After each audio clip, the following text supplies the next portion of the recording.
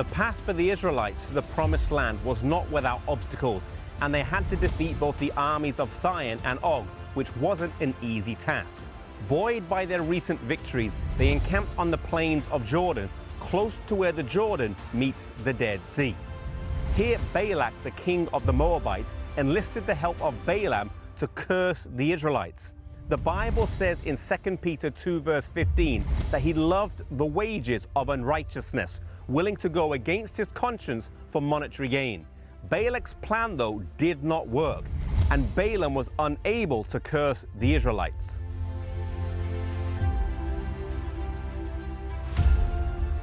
What they were unable to accomplish by cursing, they did by deceit, and invited to a festival by Balaam. The Israelites were beguiled by the music, the dancing, the indulgence, and the sexuality, and were soon in open sin, with the leaders amongst the first to sin.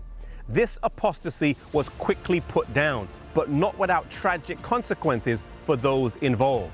Oftentimes in life, we are distracted from our goals and our mission when we are the closest to achieving them. Before crossing the river Jordan, Moses laid his hands on Joshua and set him apart as leader of the Israelites. He then repeated the law to the people and gave some final warnings and admonition. As they prepared to cross the Jordan, Joshua sent spies across into the land to check out the city. They were hidden and protected by Rahab at great peril to her own life. And in return for her kindness, she was told that she and her family would be protected when the city was taken. The river Jordan lay before them, not a small stream as it is today due to the water being siphoned off for agricultural usages. It was a raging river in full flow, and the people watched as the priests, carrying the Ark of the Covenant, walked towards the water, and then as their feet entered the water, the river receded. God wanted to test their faith this time, and it wasn't until they had entered the water that he moved it back. As they crossed the river Jordan, they then encamped at Gilgal.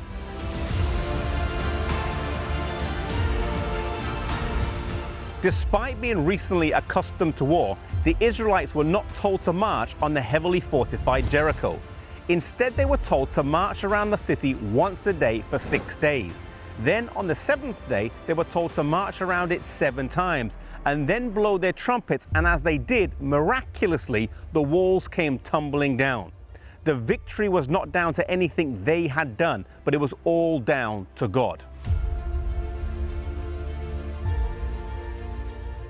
Jericho began to be excavated from the 1930s onwards, firstly by Garstang and then by Kathleen Kenyon, and their findings corroborate much of the biblical account. They found store jars full of grain, indicating that it was a very short siege and also happened during the time of the harvest. They also found that the walls fell outwards rather than inwards, allowing the Israelites to climb over on their way in. Today, the ruins of the city lie here, and there is not much left. Testament to the fact that when God destroys something, it is completely destroyed.